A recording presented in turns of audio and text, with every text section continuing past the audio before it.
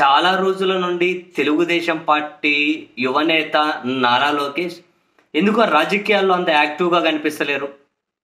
ఆంధ్రప్రదేశ్లో ఇప్పుడు రాజకీయాలు ఇంత హీట్గా ఉన్న ఈ పరిస్థితుల్లో కూడా తను ఎందుకు అంత యాక్టివ్గా కనిపిస్తలేరు కూడా.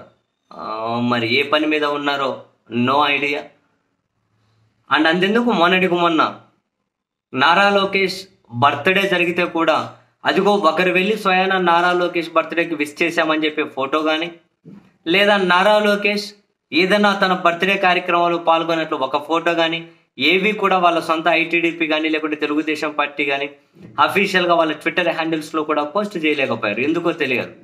అసలు నారా లోకేష్ ఆంధ్రప్రదేశ్లో ఉన్నారా లేకుంటే వేరే రాష్ట్రాలు వేరే దేశాలకు వెళ్ళారా అన్న ఇన్ఫర్మేషన్ కూడా లేదు. ఈ క్రమంలో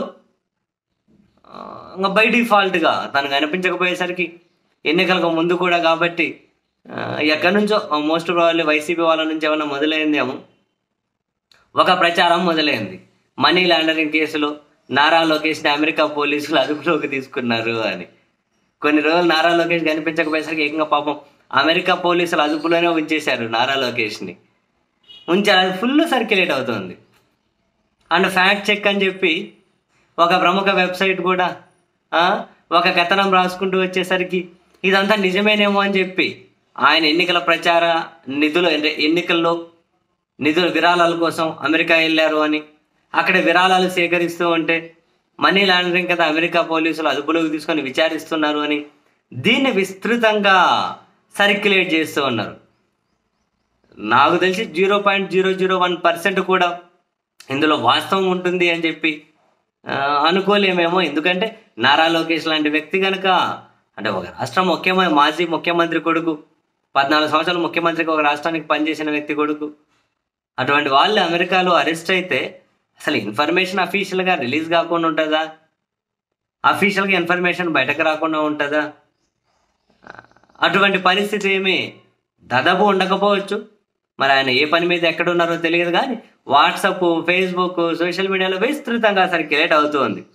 పైపెచ్చి వీళ్ళు సర్క్యులేట్ చేసుకుంటూ దానికి వీళ్ళు జోడిస్తున్న కమెంట్స్ ఏంటి అంటే ఇది ఫేక్ అయితే తెలుగుదేశం పార్టీ కానీ ఐటీడీపీ కానీ ఎందుకు ఖండించడం లేదు అని అంటూ ఉన్నారు.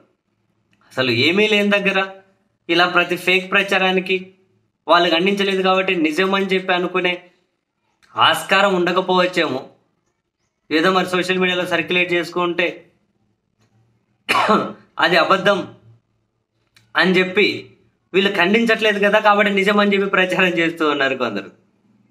ఇది ఏమైనా అమెరికా పోలీసులు అట్లా అరెస్ట్ చేసే పరిస్థితి ఉంటే ఇన్ఫర్మేషన్ ఇస్తారు. అక్కడ ఉన్న వాళ్ళకి ఇన్ఫర్మేషన్ తెలియకుండా ఉండదు. అక్కడ కూడా తెలుగుదేశం పార్టీ సానుభూతి పరులు పెద్ద స్థాయిలోనే ఉన్నారు అక్కడ ఉన్న వాళ్ళు కూడా. అండ్ అదే సమయంలోనే ఏదో ఒక సోర్స్లో అయితే ఆ ఇన్ఫర్మేషన్ బయటకు రాకుండా ఉండదు.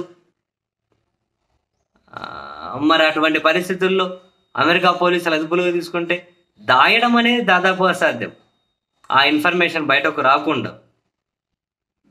మరి apart from everything Nara Lokesh ఎక్కడున్నారు? ఎందుకు అంత యాక్టివ్గా కనిపించడం లేదు? ఎక్కడ ఏ కార్యక్రమంలో కూడా కనిపిస్తలేరు ఎందుకు? ఒకవైపు వాళ్ళ నాన్నగారు కదలిరా అని చెప్పి బహిరంగ సభలు లాంటివి పెడుతూ ఉన్నారు. వాళ్ళ తల్లిగారేమో నిజం గెలవాలని చెప్పి తిరుగుతూ ఉన్నారు. ఇంకా నారా లోకేష్ ఎక్కడా కనిపిస్తలేడు. అవును, మరి ఎక్కడికి పోయినట్లు తెలియదు.